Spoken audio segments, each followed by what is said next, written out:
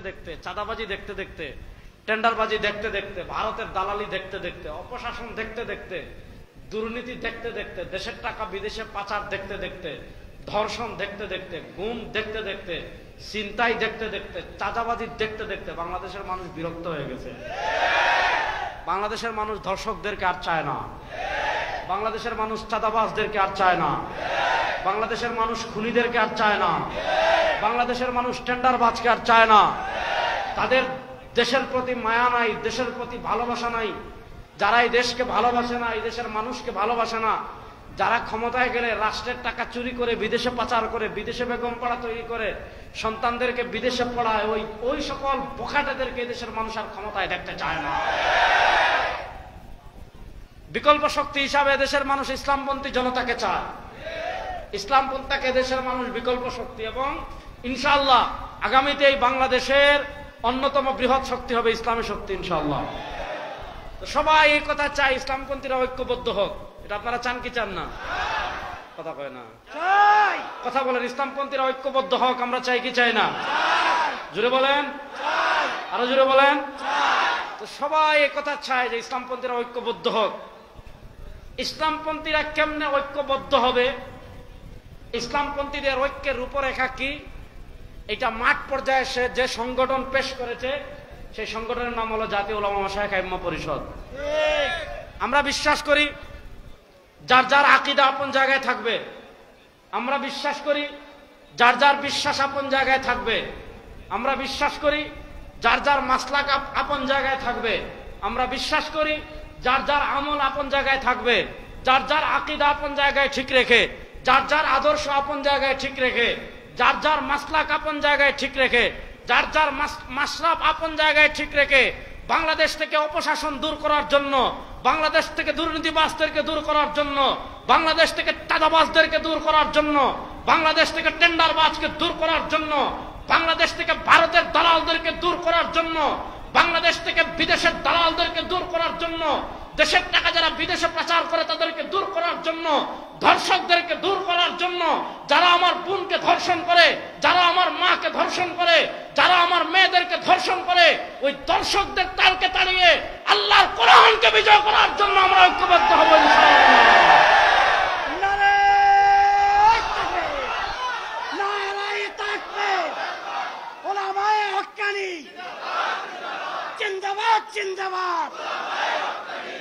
তাহলে এবার এই ঐক্যবদ্ধ হওয়ার জন্য যেই সংগঠন শিকড় থেকে কাজ করছে, ওই সংগঠনের নাম জাতীয় উলামা মাশায়েখ আইম্মা পরিষদ। আপনারা দেখেছেন দেশের গুরুত্বপূর্ণ বিভিন্ন ইস্যুতে আগে আপনারা বলতেন যে আহারে হুজুররা যদি সবাই একসাথে বসতো, তো বাংলাদেশের সব ঘরানার আলেমদেরকে এক মঞ্চে এনে এক ভাষায় কথা বলা, এক সুরে কথা বলা, যেই সংগঠন বাংলাদেশে আলোড়ন সৃষ্টি করেছে সেই সংগঠন হলো জাতীয় উলামা মাশায়েখ আইম্মা পরিষদ। সুতরাং এটা দেশব্যাপী একটা সংগঠন। বিভিন্ন জায়গায় বিভিন্ন উলামা পরিষদ আছে, ইমাম উলামা পরিষদ আছে। কারো সাথে আমাদের কোনো দ্বন্দ্ব নাই। ওনারা স্থানীয়ভাবে কাজ করবে, জাতীয় উলামা মাশায়েখ আইম্মা পরিষদ জাতীয়ভাবে সারা দেশের সব জায়গায় কাজ করবে।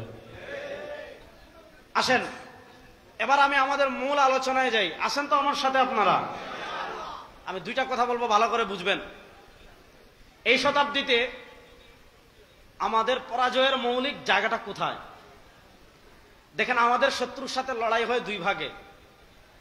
এক ভাগ লড়াই হয় অস্ত্র দিয়ে, যেটাকে আমরা জিহাদ বলি, যেটাকে আমরা কিতাল বলি, যেটাকে আমরা যুদ্ধ বলি। কিয়ামত পর্যন্ত ইসলামের শত্রুর সাথে আমাদের যুদ্ধ চলছে, চলবে ইনশাআল্লাহ। আপনারা ভয় পান? ভয় পান? মুসলমানকে ভয় পাওয়ার জাতি। ওই আমেরিকাকে আর ভয় পাওয়ার দিন শেষ, ভারতকে ভয় পাওয়ার দিন শেষ। তারা আপনার শান্তির কথা বলে আফগানিস্তানকে নিঃশেষ করে দিতে চায়। তারা শান্তির কথা বলে ইরাকে বোমা ফেলে, তারা শান্তির কথা বলে আফগানিস্তানে বোমা ফেলে, তারা শান্তির কথা বলে বিভিন্ন মুসলিম রাষ্ট্রে বোমা ফেলে। এটা সন্ত্রাসী হয় না? আর মুসলমানরা জিহাদের কথা বললে, মুসলমানরা কিতালের কথা বললে তারা আমাদেরকে সন্ত্রাসী বানাবে, তারা আমাদেরকে জঙ্গি বানাবে। এখন সন্ত্রাসী বানাইতে আসলে ওই সন্ত্রাসী বর্তা বানায় খাওয়াইয়া দেবো ইনশাআল্লাহ।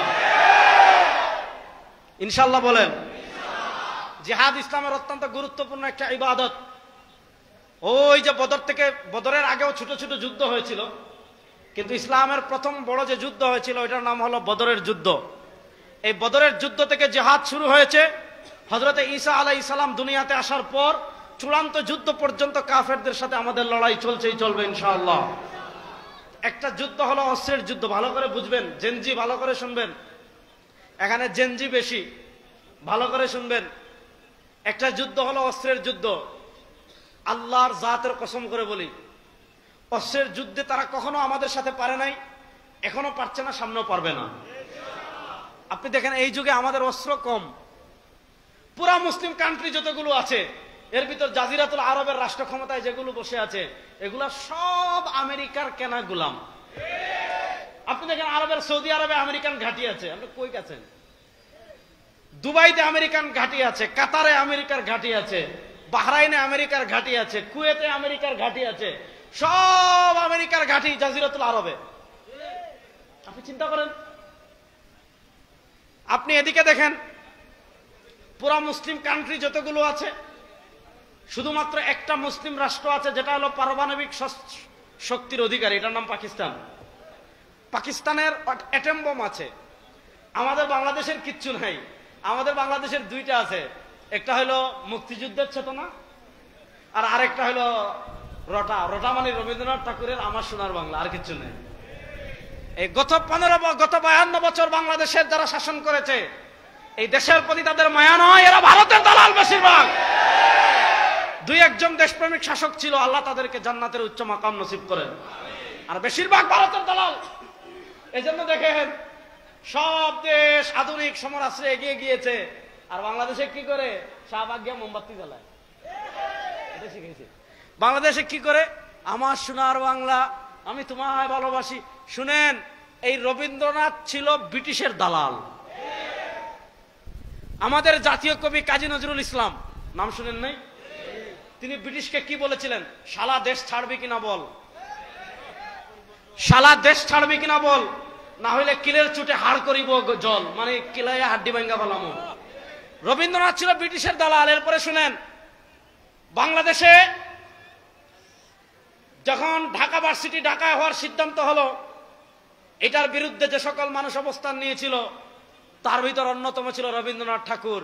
সে দেখেছে ঢাকা ভার্সিটি যদি ঢাকায় হয় মুসলমান সন্তানরা শিক্ষিত হয়ে যাবে, মুসলমান সন্তানরা শিক্ষা দীক্ষায় এগিয়ে যাবে। রবীন্দ্রনাথ ঠাকুর এটা চায় নাই, এজন্য সে বিরোধিতা করেছে। এই বাংলাদেশের বিরোধী ব্রিটিশের দালাল এই রবীন্দ্রনাথ ঠাকুরের লেখা আমার সোনার বাংলা, এটা ভারতীয় দালালদের জাতীয় সঙ্গীত হতে পারে, আমরা এটা মানি না। আমাদের জাতীয় সঙ্গীত এটা মানি না, পরিষ্কার কথা। 2024-এর জুলাই আগস্টের গণবিপ্লবে আপনারা দেখেছেন আমাদের জেনজি মাঠে নেমেছিল, আমরাও নেমেছিলাম। তখন কাজী নজরুল ইসলাম পুরো বিপ্লবে আমাদের সাথে ছিলেন। বাজিজাদা মামা বাদরে মামা শির উঁচু করি, এরপরে উনার কবিতা চল চল চল ঊর্ধ্ব গগনে বাজে মাদল, নিম্নে উতলা ধরণী তল, এরকম অনেক বিদ্রোহী কবিতা দিয়ে, অনেক বিদ্রোহী সঙ্গীত দিয়ে পুরো জুলাই বিপ্লবে কাজী নজরুল আমাদের সাথে ছিলেন। বাংলাদেশের দেয়ালে দেয়ালে দেয়ালে দেয়ালে আমাদের জেনজি এই তারুণ্য গ্রাফিতি এঁকেছিল গত বছর। আপনি গ্রাফিতি গুলো খেয়াল করবেন, সব জায়গায় কাজী নজরুল ইসলামকে পাবেন। পুরা জুলাই বিপ্লবের কোথাও কেউ কখনো ভুলেও রবীন্দ্রনাথের কোনো কবিতাও পাঠ করেনি, কোনো গানও পাঠ করেনি। সুতরাং রবীন্দ্রনাথ বাংলাদেশে কখনো প্রাসঙ্গিক না। ওই রটার আমার সোনার বাংলা দিয়ে আর কথিত মুক্তিযুদ্ধের চেতনা দিয়ে এই বাংলাদেশের মানচিত্র আপনি রক্ষা করতে পারবেন না। বাংলাদেশের মানচিত্র যদি আপনি রক্ষা করতে চান, ভারতের আধিপত্যবাদকে যদি আপনি পরাজিত করতে চান, দিল্লির দাসত্বের নাগপাশ যদি ছিন্ন করতে চান, ওই দিল্লিকে যদি চিরস্থায়ী ভাবে পরাজিত করতে চান, ভারতের দালালদেরকে যদি চিরস্থায়ী ভাবে পরাজিত করতে চান, দেশপ্রেমিক ইসলামী শক্তিকে দেশের রাষ্ট্র ক্ষমতায় নিতে হবে, যারা সমরাস্ত্রে বাংলাদেশকে এগিয়ে নিবে। নচেত এক দালাল যাবে, এর চেয়ে বড় দালাল আসবে। ঠিক না বেঠিক? এই যুগে মুসলমানদের কিচ্ছু নাই, ভালো করে বুঝেন যুবকরা। এই যুগেও যদি ভারত আমাদের সাথে লাগে, আমরা কি ছেড়ে দিব? কথা বলে না কেন? আপনি দেখেন এই যুগেও যত জায়গায় মুসলমানদের সাথে যুদ্ধ হচ্ছে, সব অসম যুদ্ধ। একদিক থেকে আমেরিকা, আরেক দিক থেকে আফগানিস্তান। বলেন আফগানিস্তান জিতছে না আমেরিকা জিতছে? আফগানিস্তানের নামটা নিতে ভয় লাগে। আরে বেটা, তারা যদি এই দেশকে, তারা যদি ইউরোপের কথা বলতে পারে, তারা যদি ইউরোপের কথা বলতে পারে, তারা যদি আমেরিকার কথা বলতে পারে, তারা যদি চীনের কথা বলতে পারে, তারা যদি রাশিয়ার কথা বলতে পারে, আমরা আল ইমারাতুল ইসলামী আফগানিস্তানের কথা গলা খুলে বলবো ইনশাআল্লাহ। কথা ভালো করে বুঝেন, আফগানিস্তানের সাথে আমেরিকার লড়াই অসম লড়াই। মুসলমানরা জিতছে না হারছে? কথা বলেন না কেন? আচ্ছা দেখেন, পৃথিবীর অন্যতম পরাশক্তি ইসরায়েল, সারা দুনিয়ার এই আরবের গাদ্দাররা মনে করে এদেরকে কেউ পরাজিত করতে পারবে না। আচ্ছা বলেন, হামাসকে তারা পরাজিত করতে পারছে? বলেন ইনশাআল্লাহ কিয়ামত পর্যন্ত পারবে না। বলেন ইনশাআল্লাহ কিয়ামত পর্যন্ত পারবে। যুবকরা প্রস্তুতি নেন, খেলা হবে ইনশাআল্লাহ। কয় না ইনশাআল্লাহ? বলেন ভারতের আধিপত্যবাদী শক্তির বিরুদ্ধে চূড়ান্ত লড়াই ঘনিয়ে আসছে। আধিপত্যবাদী শক্তির বিরুদ্ধে চূড়ান্ত লড়াই ঘনিয়ে আসছে ইনশাআল্লাহ। পৃথিবীর সকল আধিপত্যবাদকে পরাজিত করে পৃথিবীর সকল মজলুম মুসলমানদের আবার বিজয়ের পতাকা বাকি নয়।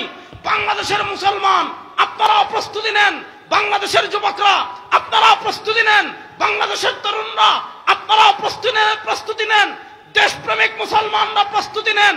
ভারতের আধিপত্যবাদকে পরাজিত করে আর বেশি দিন বাকি নয়, বাংলাদেশের সংসদে কালেমার পতাকা উড়াবো ইনশাআল্লাহ।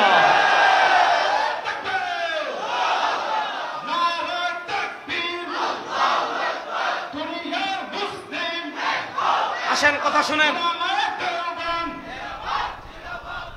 কথা শুনেন। এই বুদ্ধিবৃত্তিক একটা লড়াই হলো অস্ত্রের যুদ্ধ। এই অস্ত্রের যুদ্ধে তারা কখনো আমাদের সাথে পারেনি, এখনো পারছে না, সামনেও পারবে না ইনশাআল্লাহ। বলেন এখন আরেকটা যুদ্ধ আছে, বুদ্ধির যুদ্ধ।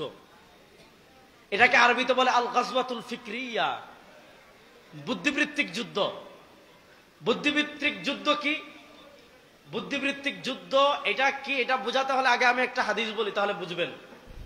বুখারী শরীফে আসছে, নবী করিম সাল্লাল্লাহু আলাইহি ওয়াসাল্লাম বলেন, লা তাত্তাবিউন্না সুনানা মান কানা ক্বাবলাকুম শিবরাম বিশিবরিন ওয়া যিরাআম বিযিরাইন হাত্তা লাউ সালাকু ফি জুহরি যাব্বিন লাসালাকতুমু ক্বালু আহুমুল ইয়াহুদ ওয়ান নাসারা ক্বালা ফামান। নবী করিম সাল্লাল্লাহু আলাইহি ওয়াসাল্লাম বলেন, আমার উম্মার উপর এমন একটা সময় আসবে, আমার উম্মার উপর এমন একটা কাল আসবে, আমার উম্মার উপর এমন একটা যুগ আসবে, লা তাত্তাবিউন্না সুনানা মান কানা ক্বাবলাকুম, আমার উম্মারা শিবরাম বিশিবরিন ওয়া যিরাআম বিযিরাইন, আমার উম্মারা সব ক্ষেত্রে প্রত্যেকটা কদমে কদমে প্রত্যেকটা কাজে মুসলমানরা ইহুদি খ্রিস্টানকে ফলো করবে। প্রত্যেকটা কাজে মুসলমান ফলো করবে কাকে? ইহুদি খ্রিস্টান। হাত্তা লাউ সালাকু ফি জুহরি যাব্বিন লাসালাকতুমু, ইহুদি খ্রিস্টানরা যদি গুই সাপের গর্তে প্রবেশ করে, ইহুদি খ্রিস্টানরা যদি গু খায় মুসলমানরা খাবে, ইহুদি খ্রিস্টানরা যদি পেশাব খায় মুসলমানরা পেশাব খাবে, ইহুদি খ্রিস্টানরা যদি ছেঁড়া জামা পরে মুসলমানরা ছেঁড়া জামা পরবে, ইহুদি খ্রিস্টানরা যদি ল্যাংটা থাকে মুসলমানরা ল্যাংটা থাকবে, ইহুদি খ্রিস্টানরা যেভাবে নাচাবে মুসলমানরা ওইভাবে নাচবে, ইহুদি খ্রিস্টানরা যা করার কথা বলবে মুসলমানরা তা করবে। অর্থাৎ মুসলমানদের কিবলা তখন মদিনা থাকবে না, মুসলমানদের কিবলা তখন নবী করিম সাল্লাল্লাহু আলাইহি ওয়াসাল্লামের আদর্শ থাকবে না।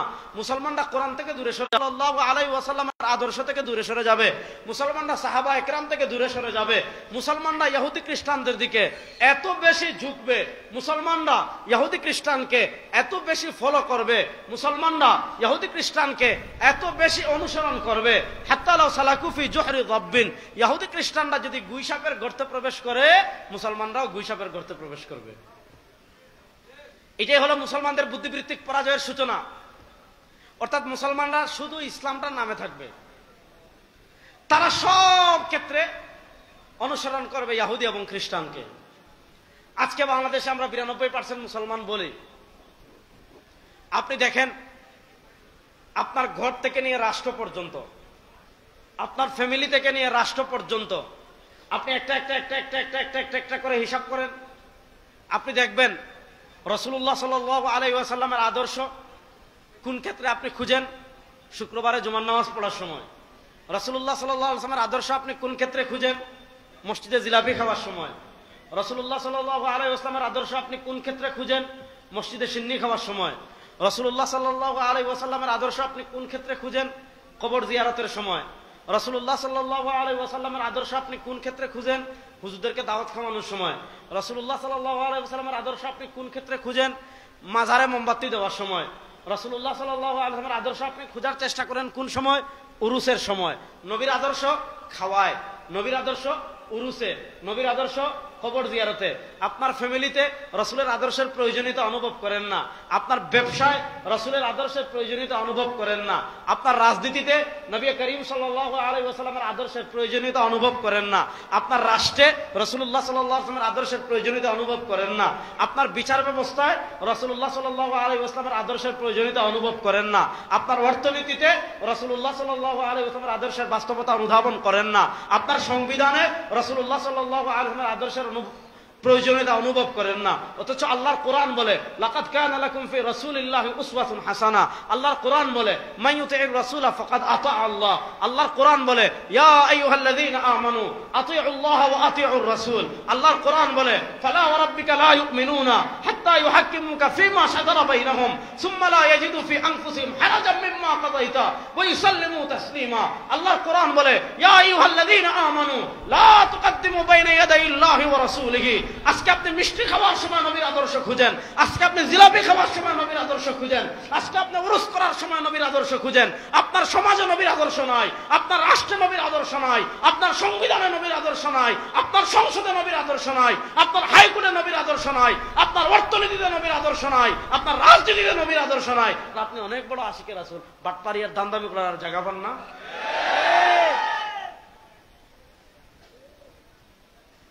কথা ভালো করে বুঝেন।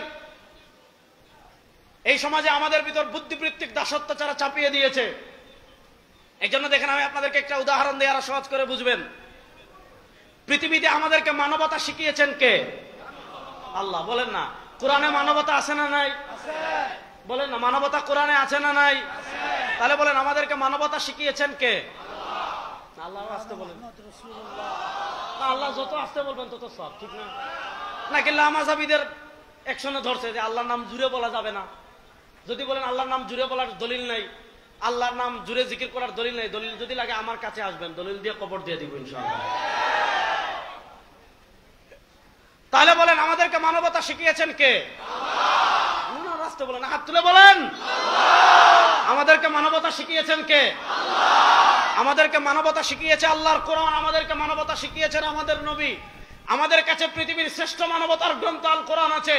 আমাদের কাছে পৃথিবীর শ্রেষ্ঠ মহামানব মুহাম্মাদুন ফাওকা উলামায়ে তারিখ, আমাদের কাছে পৃথিবীর সর্বশ্রেষ্ঠ মহামানুষ, পৃথিবীর ইতিহাসের আল্লাহর পরে আল্লাহর কুল কায়নাতের ভিতর, আল্লাহর পরে আল্লাহর কুল মাখলুকাতের ভিতর মুহাম্মদ ফাওকা উলামায়ে তারিখ বাদাত বুজুর্গ খুদা তুহি কিসসা মুখতাসার।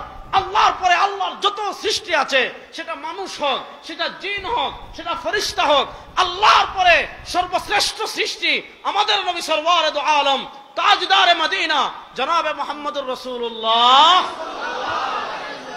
তিনি আমাদেরকে মানবতা শিখিয়েছেন কি শিখান না? দেখেন মুসলমান আজকে কি পরিমাণ হতাশার কথা শুনেন। যাদের কাছে আল্লাহর কোরআনের ইলম নাই, যাদের কাছে নবীর হাদিস আদর্শের ইলম নাই, তাদের থেকে মানবতা শেখার মতো কিছু নাই। বলেন তাদের থেকে মানবতা শেখার কিছু আছে? আজকে মুসলমান কি পরিমাণ অধঃপতন হয়েছে আপনি চিন্তা করেন। মুসলমান মানবতা শিখে কার থেকে? আমেরিকা থেকে। অথচ আমেরিকা হলো পৃথিবীর মোস্ট ওয়ান্টেড শয়তান, আমেরিকা হলো পৃথিবীর মোস্ট ওয়ান্টেড টেররিস্ট, সন্ত্রাসী রাষ্ট্র। আজকে মুসলমান মানবতা শিখে ইউরোপ থেকে। আরে বেটা এরা তো চুরের দল। এরা কিসের দল? আমার যুবকরা কথা বলে না, আমি বুঝি না। এরা কিসের দল? আপনি ইউরোপ ধনী হয়েছে কার সম্পদ চুরি করে? ভারত উপমহাদেশের সম্পদ চুরি করে। এরা ব্যবসার নামে আমাদের উপমহাদেশ এসেছিল, চলে বলে কৌশলে 1803 সাল থেকে নিয়ে 1947 সাল পর্যন্ত এদেশের রাষ্ট্র ক্ষমতায় ছিল। আমাদের টাকা চুরি করে, আমাদের স্বর্ণ চুরি করে, আমাদের সম্পত্তি চুরি করে যারা ধনী হয়েছে, তাদের থেকে আমাদের মানবতা শেখার দরকার আছে। যাদের সমাজের অধিকাংশ মানুষের পিতৃ পরিচয় নাই, এই জারদদের থেকে আমাদের মানবতা শিখতে হবে। দেখেন এরা বাংলাদেশে এখন মানবাধিকারের অফিস খুলবে, বাংলাদেশের অফিস খুলবে। প্রশ্ন হলো ভাই আসলে তোরা যদি মানবতার পক্ষে কাজ করতে চান পৃথিবীর সবচেয়ে বড় যে জায়গা যেখানে মানবাধিকার লঙ্ঘন হচ্ছে সেটার নাম হলো গাজা। গাজায় পৃথিবীর নিকৃষ্ট সন্ত্রাসী রাষ্ট্র ইসরায়েল প্রত্যেকদিন মানবাধিকার লঙ্ঘন করছে। তো তোদের যদি মানবাধিকারের এত দয়া থাকে, তোদের যদি মানবাধিকারের এত মায়া থাকে, তাহলে গাজায় কেন মানবাধিকারের অফিস চালু করেন না? মানবাধিকার নিয়ে যদি এত চুলকানি থাকে, রাফায় কেন যান না? ইয়ামানে কেন যান না? লেবাননে কেন যান না? সিরিয়ায় কেন যান না? আগে আফগানিস্তানে গেলেন না কেন? ইরাকে গেলেন না কেন? বুঝা গেল আসলে তারা মানবাধিকার চায় না, মানবাধিকারের নামে পশ্চিমা বিকৃত এজেন্ডা আমাদের দেশে বাস্তবায়ন করতে চায়। এবার আসেন, আমরা কি মানবাধিকার শিখবো আমেরিকার থেকে না কোরআন থেকে? বলেন, আমরা মানবাধিকার শিখবো কোথা থেকে? আমেরিকা থেকে না কোরআন থেকে? আমরা মানবাধিকার শিখবো জাতিসংঘ থেকে না আমাদের নবীর থেকে? আমরা মানবাধিকার শিখবো ইউরোপ থেকে না সাহাবায়ে কেরাম থেকে? সুতরাং তাদের মানবাধিকার আমাদের মানবাধিকারের পার্থক্য আছে না নাই? তাদের মানবাধিকার মানে সমকামিতা, তাদের মানবাধিকার মানে LGBT অর্থাৎ কেউ যদি সমকামী হতে চায় এটা তার মানবাধিকার, কেউ যদি পশ্চিমা বিকৃত যৌনাচার করতে চায় এটা তাদের মানবাধিকার, কেউ যদি আল্লাহকে গালি দিতে চায়, নবীকে গালি দিতে চায়, কোরআনকে গালি দিতে চায়, ধর্মকে গালি দিতে চায়, তারা বলে এটা তাদের মানবাধিকার। তার মন চাইছে গালি দিছে মানবাধিকার। আসলে আমাদের বাংলাদেশ নিয়ে আপনারা জানেন, আমাদের বাংলাদেশ এটা মুসলমানদের আবাস ভূমি, এটা আপনাকে মানতে হবে। এই দেশের মালিক মুসলমান, বলেন না? এই দেশের মালিক কারা? এই দেশ কাদের? জোরে বলেন, আরো জোরে বলেন। অন্যান্য ধর্মের যারা আছে তারা তাদের সবচেয়ে বেশি, পৃথিবীর সবচেয়ে বেশি সংখ্যালঘুরা যে রাষ্ট্রে নিরাপদ তার ভিতরে অন্যতম হলো বাংলাদেশ। বাংলাদেশের সংখ্যালঘুরা কি পরিমাণ নিরাপদ? মায়ের কোলে সন্তান যেমন নিরাপদ, বাংলাদেশের সংখ্যালঘুরা তার চেয়েও বেশি নিরাপদ। তারা মূলত মানবাধিকারের অফিস কেন খুলতে চায় বাংলাদেশে জানেন? মানবাধিকারের অফিস খুলতে চায় পশ্চিমা এজেন্ডা। মনে করেন ঢাকায় জাতিসংঘের মানবাধিকারের অফিস হয়েছে, এখন দেখা যাচ্ছে বাংলাদেশে কেউ যদি সমকামী হতে চায়, এদেশের 92% মানুষ এটা মানবে না। এখন যদি জাতিসংঘের মানবাধিকারের অফিস থাকে তাহলে মানবাধিকার বলবে এটা তার মানবাধিকার, খবরদার বাধা দিতে পারবেন না, রাষ্ট্রকে চাপ দিবে, যদি মানবাধিকারে বাধা দেন শান্তি বাহিনী নিয়ে আসবে। কেউ যদি LGBT হতে চায় তাকে বাধা দেওয়া যাবে না, শান্তি বাহিনী নিয়ে আসবে। তারপরে আপনার কেউ যদি ধর্ম নিয়ে কটূক্তি করে, ইসলামকে নিয়ে কটূক্তি করে, তাকে বাধা দেওয়া যাবে না, এটা তার মানবাধিকার। বাস জাতিসংঘের অফিস থাকবে, এরা রাষ্ট্রকে চাপ দিবে, যদি আপনি মানবাধিকার লঙ্ঘন করেন জাতিসংঘের আইন অনুযায়ী আপনার বিরুদ্ধে অবস্থা নেওয়া হবে। মানচিত্রের বিরোধী এই চূড়ান্ত ষড়যন্ত্র করার জন্য ঢাকায় মানবাধিকার কার্যালয়ে পুরা সিদ্ধান্ত সরকার দিয়েছে। অন্তর্বর্তীকালীন সরকারকে আমরা স্পষ্ট ভাষায় মেসেজ দিতে চাই, এ সকল ছাপা মামলার কাজ করার জন্য বাংলাদেশের মামলা তাদেরকে বসায় নয়। আমরা স্পষ্ট ভাষায় বলি, আমরা দিল্লির গণজীবন করি না, আমেরিকার গণজীবন করবো না। আপনারা বাংলাদেশ শুরু করছেন, আপনারা রাষ্ট্র ক্ষমতায় যাওয়ার এই কথা রয়েছে, এখন আপনারা যারা নেই, এখন যারা এখানে মানুষকে যারা বাকি মতো তৈরি করেন নাই, আপনারা সেনাদের বিচার করতে পারেন নাই, আপনারা সেনাদের দূষণদের এখন গ্রেফতার করতে পারেন নাই, যারা আমার ভাইকে হাত থেকে গুলিতে হত্যা করেছে, যারা আমার ভাই আপনিকে মসজিদে হত্যা করেছে, তাদের বিচার করতে পারেন নাই, এগুলো বিচার করেন, বসে কোনো সংস্কার করেন, আমরা আপনাদেরকে সমর্থন করবো। কিন্তু সংস্কারের নামে যদি তামাশা করেন, সংস্কারের বিরুদ্ধে যদি সংস্কারের নামে যদি মানচিত্রের বিরুদ্ধে কোনো ষড়যন্ত্র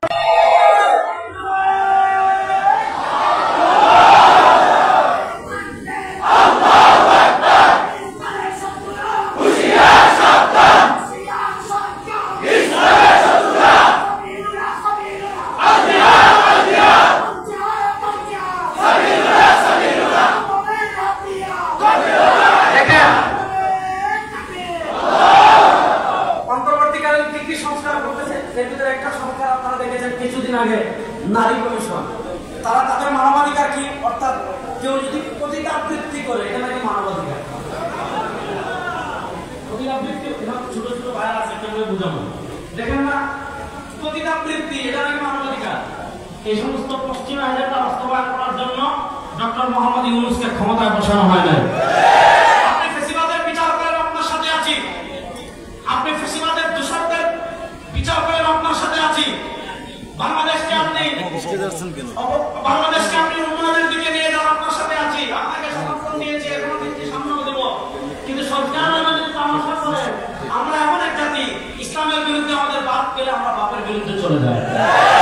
ইসলামের বিরুদ্ধে আমার ভাই গেলে আমার ভাইয়ের বিরুদ্ধে চলে যায়, ইসলামের বিরুদ্ধে আমার সন্তান চলে গেলে আমার সন্তানকে ছাড়তে হয়।